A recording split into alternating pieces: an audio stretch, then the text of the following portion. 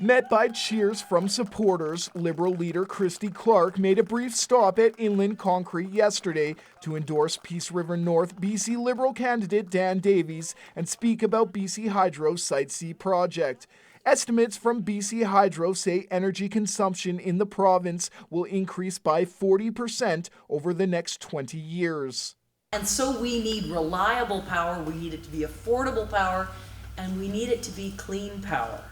And the only way to achieve that is through the Site C Clean Energy Project. A new study from the University of British Columbia says the electricity at Site C is not needed and the power generated would remain in surplus. The study is calling for the project to be halted until the BC Utilities Commission can take a look at it. But Clark says the government has based their predictions of future energy consumption from scientists who are experts in the field. I think that professional electricity planners, experts in that field, are better qualified to make the estimates of how much energy we're going to need in 10 years than folks than academics at UBC who are probably not in the field of electricity use at all. And we need to base our estimates on the best work of scientists in the field. Protesters who weren't allowed into the event say the project needs to undergo a proper assessment.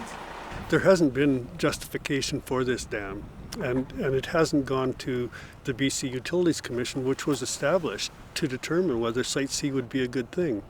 So this government created the Clean Energy Act that made it impossible for the BC Utilities Commission to look at Site C.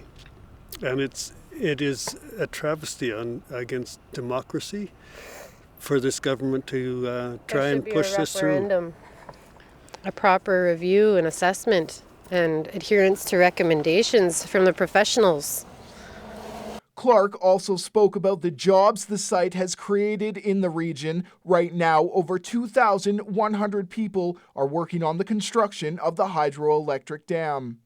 This is the biggest clean energy project underway anywhere in North America. It's going to create thousands of good-paying, family-supporting jobs, and it will mean that our economy can be powered by clean, affordable, reliable power. But critics say the over $8 billion price tag of the dam will increase power rates over time. They say the government needs to look at other alternatives to produce clean energy and that they've been fighting this project since the 70s.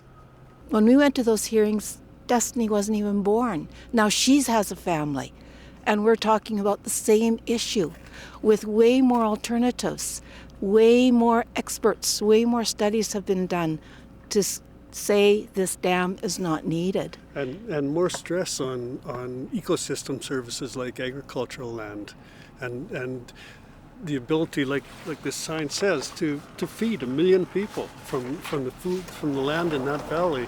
That's going to increase costs to eat for my kids as they get older, let alone the increases in the rates they'll be paying for basic needs like heat and power in their homes. Disenfranchising Indigenous communities and messing with the heritage of Northern BC, it's all detrimental to the well-being of my children going into the future. They're going to grow up in a different world than I had envisioned for them.